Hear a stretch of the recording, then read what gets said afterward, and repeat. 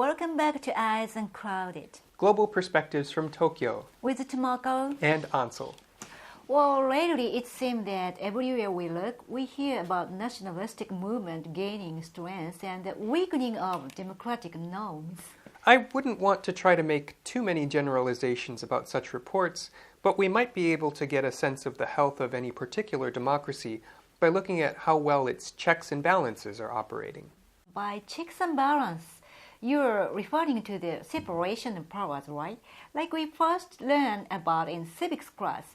Those are the executive, legislative, and judicial branches which each serve to check and limit each other, thereby preventing the abuse of power before it can become a threat to the underlying democracy. At its core, a democracy is a system of government in which the governed people themselves run the state. But in most modern democracies, we select representatives to act on our collective behalf. By splitting up the powers of government, we attempt to prevent our representatives from expanding and abusing the power entrusted to them by the people. With that in mind, why don't we take a moment to consider October's snap election of the lower heads that occurred here in Japan? There had been criticism from news outlets that the purpose of the election was to escape further investigation into Prime Minister Abe's alleged improper favorable treatment of the Moritomo and Kakei educational institutions. Then, just before the election, the main opposition party broke up. Subsequently, the media heavily covered remarks made by Tokyo Governor Koike upon the establishment of her new party, the Kibou no To, or Party of Hope, in relation to previous Democratic Party members' efforts to join. And while the Moritomo and Kakei allegations are certainly serious, the truly unfortunate thing is that by focusing on Governor Koike's remarks, the discussion around the propriety of the Prime Minister suddenly dissolved the lower house in an extraordinary session was largely left untouched, when that's really the important topic with respect to check and balances and limits on the powers of the state. I must admit that I was shocked that the Prime Minister has the authority to do such a thing.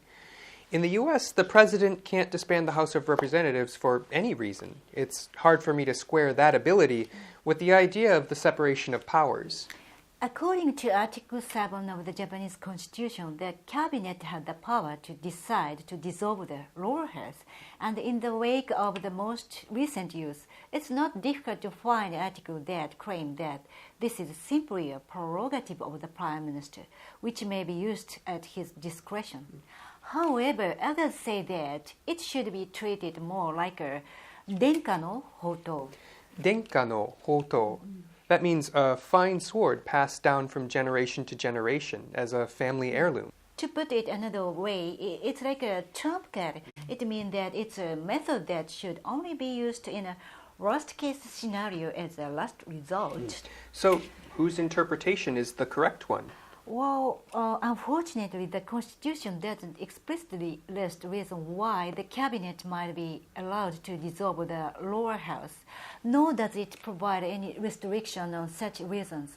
However, the late Shigeru Hori, formerly both the chair of the lower house as well as the chief secretary of Prime Minister Abe's own LDP, advocated for avoiding its arbitrary use, instead only applying it at a time of great chaos in the Diet so as to normalize the relationship between the executive and legislative branches.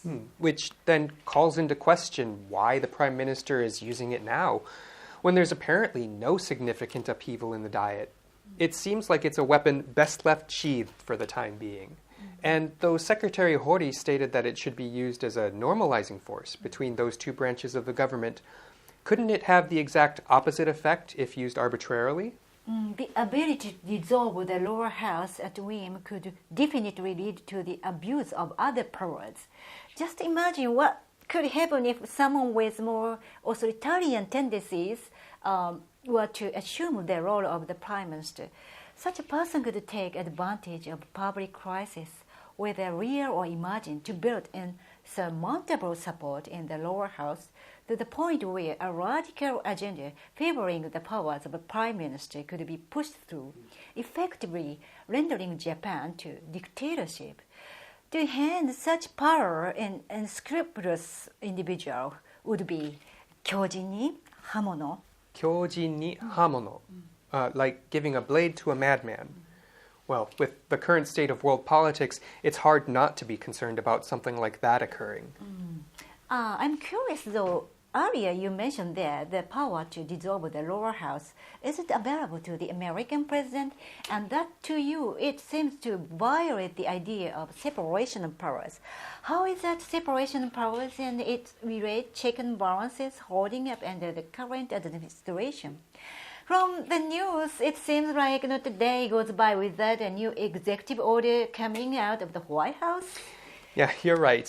Following his inauguration, Trump has made use of presidential authority and executive orders to do what he's able to on his own, such as withdrawing from the Paris Climate Accord and the Trans-Pacific Partnership, the TPP, the latter before it was even finalized. However, some of his other objectives, such as building a wall on the U.S.-Mexico border and more tightly restricting immigration, have been largely obstructed by the Congress and the courts. The administration's oft-repeated talking point of healthcare reform also hasn't gotten anywhere, with the Senate eventually having rejected even compromise bill that was projected to have devastating effects on Obamacare, potentially resulting in millions of Americans losing their healthcare insurance. The Congress carries a lot of authority around matters relating to public finances, which would include the repeal or replacement of Obamacare. And going back to the idea of the separation of powers, the President and the Congress have always had a somewhat tenuous relationship, even when the President and the congressional majority belong to the same party. It's never a given that Congress will simply follow the policy objectives of the President. In Japan, which uses a mixture of constituencies and proportional representation, disagreeing with the party can result in being removed from the party roster and therefore from consideration for a representative position. But U.S. representatives are all elected directly by their constituents, which allows them to express their own views on issues more freely, but can also become a point of contention within a party. We just saw an example of that during the summer deliberations around the Obamacare repeal effort, where every Democrat, the current minority party, voted against the bill, and additional 3 Republicans, currently the majority, also opposed it, preventing it from getting the needed votes to pass.